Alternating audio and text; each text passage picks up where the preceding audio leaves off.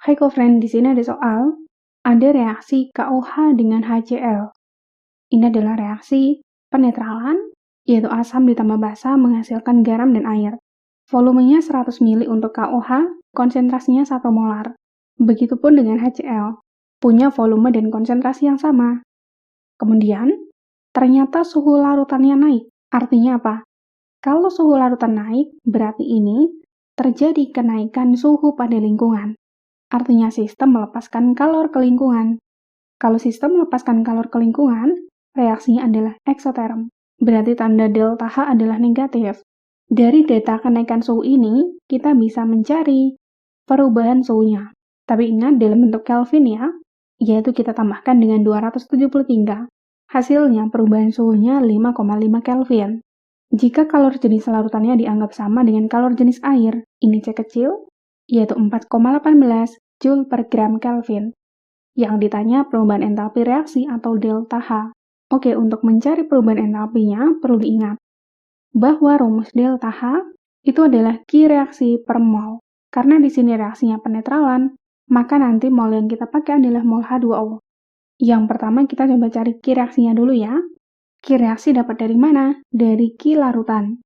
Q larutan itu adalah massa dari larutannya dikali kalor jenis larutan kali perubahan suhu dalam Kelvin. Massa larutannya bagaimana? Di sini diketahui volume. Maka kita asumsikan massa jenis dari larutannya itu sama dengan 1 gram per mililiter. Sehingga massa larutan itu adalah rho kali volumenya. Berarti massa dari KOH itu adalah 100 gram dan massa dari HCl juga 100 gram. Sehingga totalnya adalah 100 ditambah 100 yaitu 200 gram. Kita masukkan dalam rumus Q larutan, yaitu massa total kali kalor jenis larutannya kali perubahan suhunya. Sehingga Q larutan hasilnya adalah 4.598 Joule atau 4,598 kJ. Q kalorimeter di sini kita abaikan dengan asumsi seluruh panasnya itu terserap oleh larutan. Sehingga Q reaksi sama dengan min Q lingkungan, di mana Q lingkungan itu adalah Q larutan ya.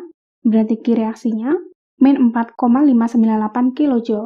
Lalu kita masuk ke reaksi, yaitu reaksi penetralan di sini. Perlu diingat bahwa mol itu adalah molaritas kali volume.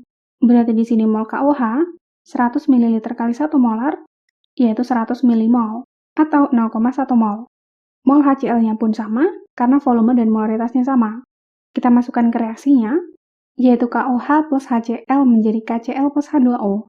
Reaksinya ini sudah setara. Ada kondisi mula-mula reaksi dan sisa, di mana KOH dan HCl molnya ini sama, maka dua-duanya habis, karena mol per koefisiennya sama.